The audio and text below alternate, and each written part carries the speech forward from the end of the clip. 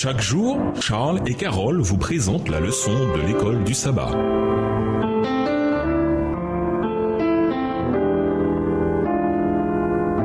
Bienvenue dans votre émission.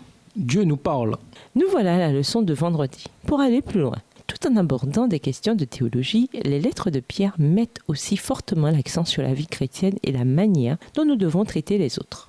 Autrement dit, certes, nous avons besoin de connaître la vérité telle qu'elle se trouve en Jésus. Mais plus important encore, nous devons aussi vivre la vérité. D'emblée, nous avons ces paroles pleines de majesté. Comme vous vous êtes purifiés par l'obéissance à la vérité en vue d'une affection fraternelle sans hypocrisie, aimez-vous les uns les autres avec ferveur d'un cœur pur. 1 Pierre 1, verset 22. Remarquez comment il associe le fait de purifier son âme à l'obéissance à la vérité.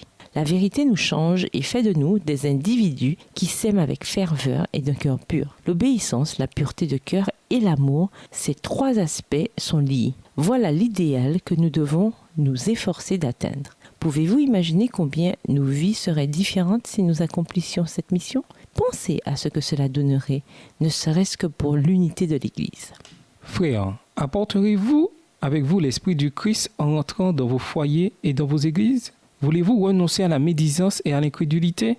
Le temps est arrivé où, plus que jamais, nous devons rester unis pour travailler à l'unisson. L'union fait la force. La discorde et la désunion entraînent la faiblesse. À méditer, dans 2 Pierre 3, le verset 12, l'apôtre écrit que nous devons attendre et hâter l'avènement du jour de Dieu, où les cieux enflammés se dissoudront et où les éléments embrasés se fondront.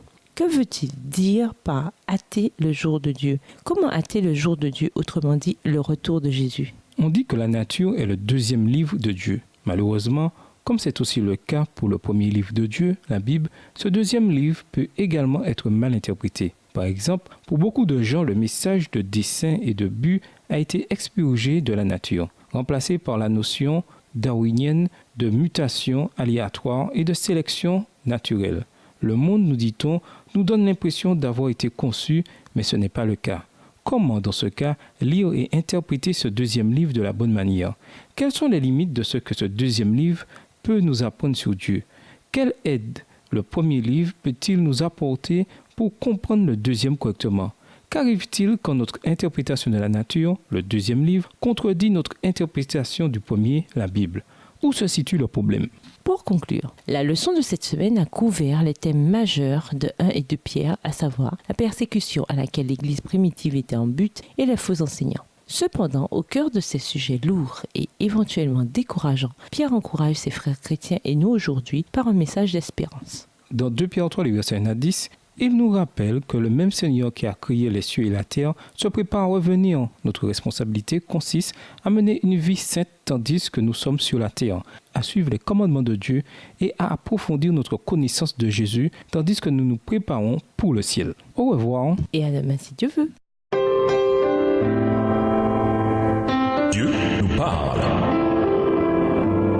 Chaque jour, Charles et Carole vous présentent la leçon de l'école du sabbat.